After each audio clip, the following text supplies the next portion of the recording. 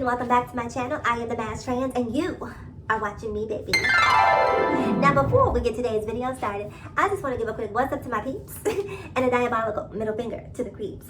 You know who you are. So good morning, everyone. It is officially hump day. It is 6 a.m. in the morning. Yes, ma'am. Yes, ma'am. It is 6 a.m. I am up. I am Adam. I have a second interview today for this account executive position that I really, really want. So wish me luck on that. But that's not what I'm here to talk about. I'm here to talk about a video I made yesterday, right? So I read some excerpts from a review about Dave Chappelle's new Netflix special, The Closer. And I'm not the biggest Dave Chappelle fan, right? Do I hate him? Do I harbor disdain for him? Absolutely not. I just don't watch, I just don't support. That's just how I feel, right? I don't have the time and energy to put towards hating someone. I'm too busy trying to be great to hate. Oh yes. I'm too busy being great to have time to hate. I don't have time for it. So if I see something that doesn't move me, that doesn't serve me, I just, you know, I'm not his target demographic, right? And he is not mine. So I just don't watch it. You know, every piece of art that is not created is intended for my consumption. That is how I move about this world. So, I mean, Dave is free to say what he wants to say. If it's, again, not something that serves me, I just disregard it. So when I read the review, I definitely read it with a slant, right? Having this having experienced Dave in the past, I don't have the best perception of him as it relates to LGBTQIAP+ issues. So whenever I read something or whenever I see his name, immediately my spidey senses begin to tingle and my defenses to some degree go up. I'm just gonna be honest here. We're gonna have an open adult conversation, okay? Because that's what I do. So I read the review, not having seen the entire special, and I formulated an opinion based on what I read in the review.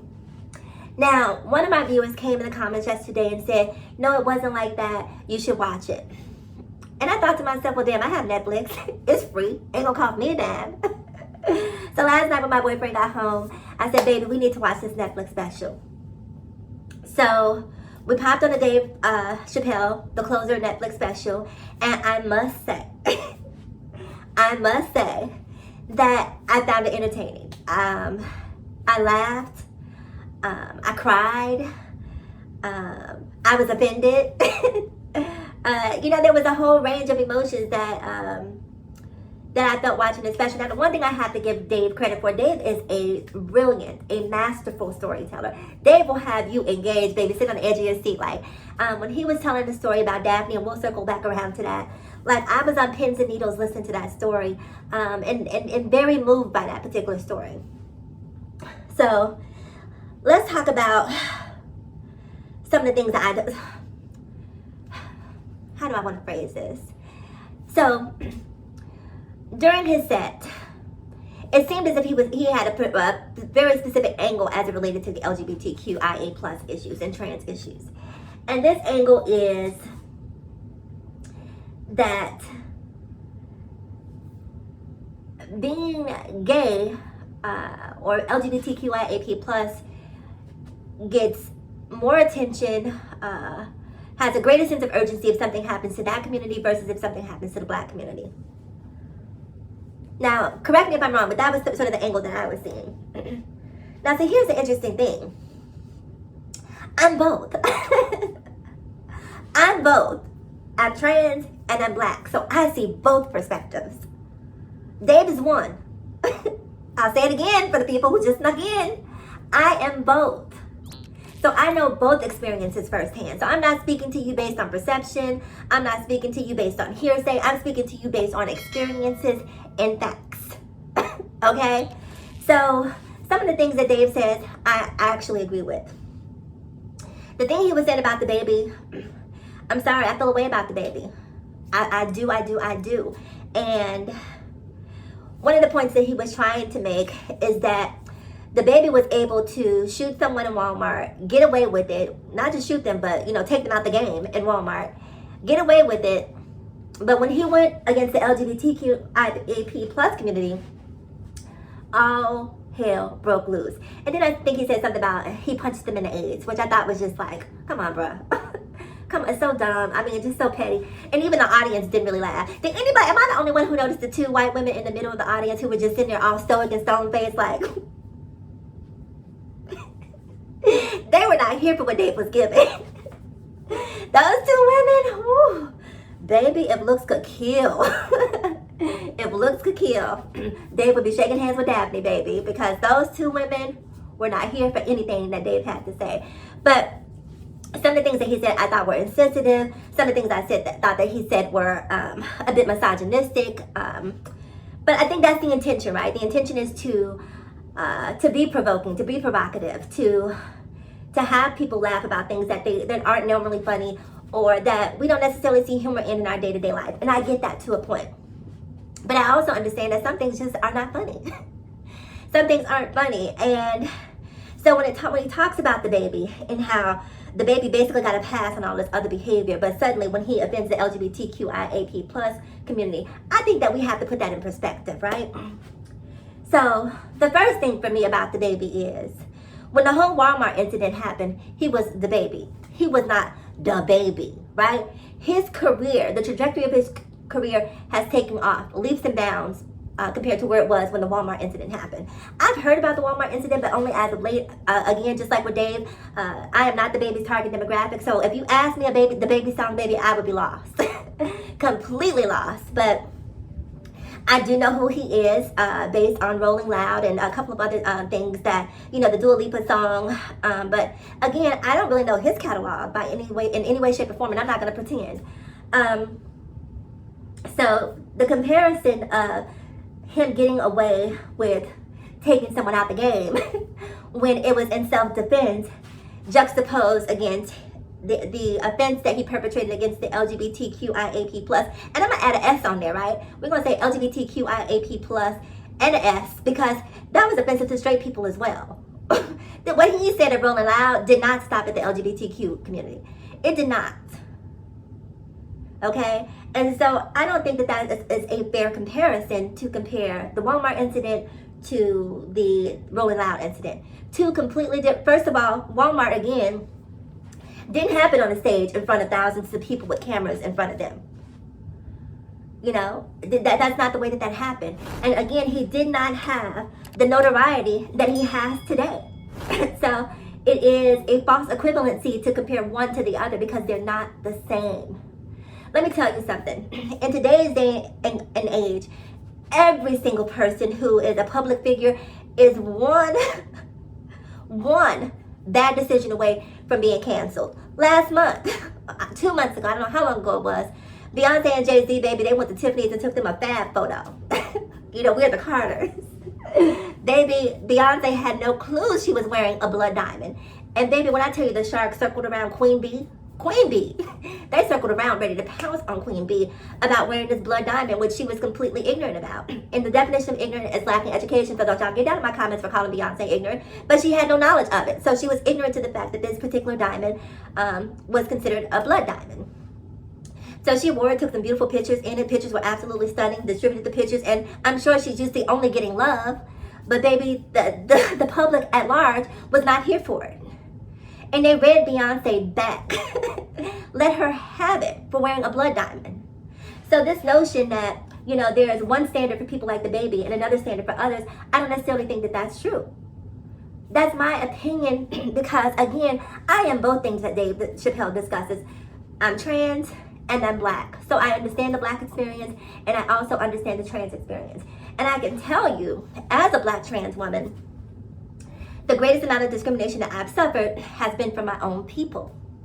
And that's sad. That's sad that the people who have been discriminated against turn around and discriminate. The people who I should feel the safest around are the people that I feel the least safe around. Now, I'm not giving white folks a pass either.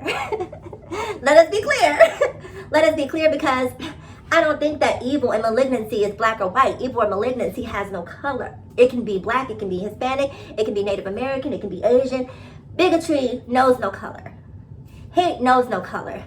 But because I'm black and that's the community I feel most connected to, that is where I feel the impact of hate the most. And it's a struggle. It's a struggle to be black and trans, because I'm not just black, and I said this before, I'm blackity black. I'm pro-black, you know, I'm out here on my Wale, I'm rooting for everything that's black. At this point in my life, honestly, I'm rooting for everything that's good. I'm rooting for everything that's positive. I'm rooting for everything that's rooting for me. And that's just the way that you have to exist when you are black or white, because, I'm sorry, when you are black and trans. You know, I want the appreciation and the value that comes from being black. I would love to have that, but I don't think we'll see that table turn in my lifetime. So I can't put energy towards that. I don't have the time, the energy, the know-how necessary to make the light bulb come on for people of color who aren't ready to understand that people are simply people. Not ready. So I disagree with Dave Chappelle as it relates to DaBaby. What DaBaby said was ignorant, and his ignorance was only underscored by what he did after Rolling Loud. After Rolling Loud.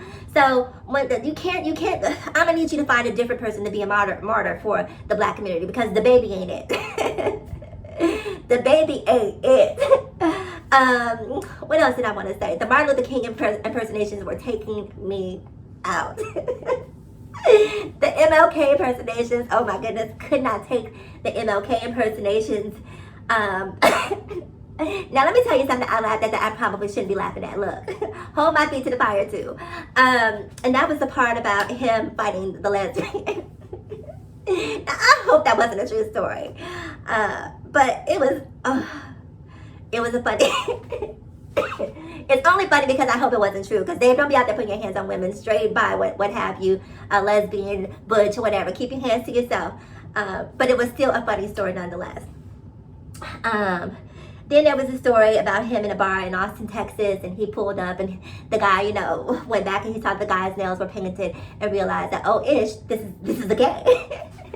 And having that awareness, and that, I think he said that gay people are oppressed until they turn white, or something that he was saying. And like, I don't want this to be a heavy video, right? But I don't think Dave is really educated about trans issues. I honestly don't, because so many black trans women die at the hands of black men. And typically when black trans women die, a lot of black men who killed them use this quote unquote trans panic defense. Oh my God, I didn't know. Oh my God, I was shocked. Oh my God, I can't believe. If I'm dating someone, I lead with the fact that I'm transgender. Don't hide it, because A, I'm not embarrassed. And B, I don't have time to be skulking around and wondering, okay, is he clocking me? Does he? I don't have time. Look, I'm trans. Do you want to date or not? Because if you don't, he does. He does. She does. But girl, I'm not, you know, you're beautiful, but I'm not into girls. But my point being, me denying who I am would be an indication of something being wrong with me being me, and I don't see it. Everything with me is right, baby. You better get you some. You better get you some for you and your friends, baby. Get you some of this. Let me stop.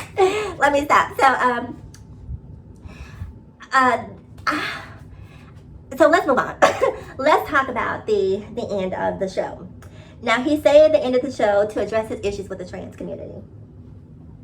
And in this story, or in this section, he told a very, very touching story about his friend who was a fellow comedian named Daphne, a trans comedian, who Dave says attended all of his shows in San Francisco, and she would be throwing her head back in laughter, white trans woman, just having a good old time, a knee-slapping time. And because they had developed this rapport and this friendship, he called her up and said, hey, Daphne, I'm here in San Francisco. I want you to come on down and open up for me. So Daphne went down, she opened up for him, did a 45-minute set, and she bombed all 45 minutes. And after that, she got off stage when he was saying that most comedians would leave because they were embarrassed. And Daphne said, baby, I'm here for a show too. Girl, nobody got time to be embarrassed. And that's one of the things about being trans. Like, when you are trans, hold on, you guys. When you are trans, you can't be trans and give a F about what other people think or how other people feel. You just can't, because the only thing that that's going to do is bring down your quality of life. So you got to just be able to sit in a room and be like, is there a problem? And so Daphne sat down, she watched the show. Excuse me. She laughed, she had a good time. And after the show, there was some sort of interaction between Daphne and Dave during the show, and the audience was, you know, just enjoying it. And after the show, Daphne went backstage and she was sort of mixing with the comedians, and everyone in the room was laughing, having a good time. And I'm giving you guys the condensed version of the story. And Daphne left, and a few days later, 6 days later, I believe, left this earth by her own doing. And Dave was very, very saddened by that, when he was telling this story. And believe it or not, as a trans woman, I knew where it was going before he said it. I knew where this story was going. I was sitting there saying, oh, she's not going to make it. She's not going to make it, because I know that for many trans women, the life expectancy is very, very short, just due to depression, due to anti-trans violence. For a lot of reasons, the life expectancy for trans women is greatly reduced. So I was anticipating that, but it was still touching nonetheless. So Dave goes on and on and on to talk about how Daphne stood up and defended him against the trans community, and the trans community using this term punching down on them, which I've never used that term. Because if you punch me, I'm punching back. And that's just what it is. I punch back. And if I can't punch, I'm going to kick, bite, scratch, pow pow, whatever. But you going to know you are in a fight over here. So punch if you want, if you must. But you will gag. Punch if you must, but you will gag, okay? You've been warned. So, I guess that's a phrase that many trans women use to essentially say that you're here and we're here and you're punching down on us. But, again, she punches back. Whether I'm punching down or punching up, if you put your hands on me, baby, whether it's metaphorically or physically, what have you, I will punch you back. Okay? And so Daphne stood up for Dave and basically defended him against the trans community and said, look, I know him personally. But so what? So what, you know him personally? Listen, my family knows me personally. Probably wouldn't call me all sorts of disrespectful names because they know and love me. But they might see another trans woman and go out there and just be completely reckless and disrespectful. So the fact that you know a person and that person treats you a certain way does not necessarily negate the ignorance that they perpetrate at large. Okay? So it's great that you're having that experience with Dave. Fantastic, Daphne. But just because, again, that's your experience doesn't make it true for all. So anyhow, after she, leaves us, Dave establishes a trust fund for Daphne's daughter, which I thought was very magnanimous, very, very kind. It was a very benevolent act for him to do that. So I thought that was great. But on the other hand, because it's another one, I feel like, okay, he said Daphne was white. Daphne had a daughter, a white cisgender girl, who is never going to understand the struggles or have the struggles that Daphne's mother had. That the child's mother had, father had, however you choose to label Daphne. That's great. But what about the damage that's happening to the kids who don't belong to Daphne's?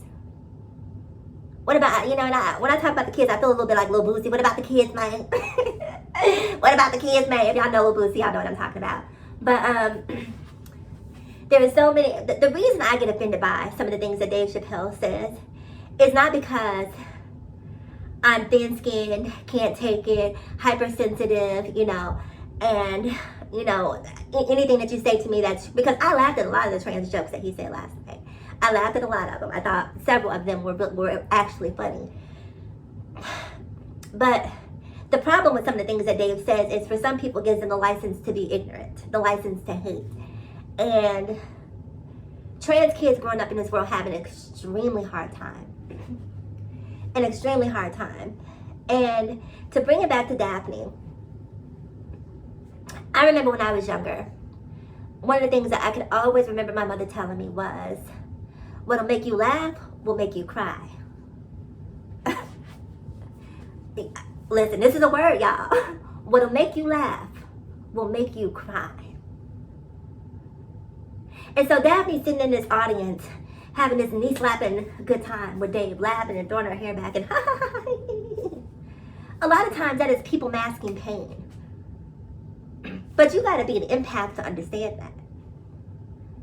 sometimes people laughing is them trying to save face because they're completely embarrassed and the whole room is laughing at them. So the way to deflect is to laugh at it too, to pretend like it's not impacting them. What will make you laugh will make you cry. Now, I don't know what the exchange was between Daphne and Dave the night of the show that they shared. I don't know if he, said transphobic things and embarrassed her. I don't know.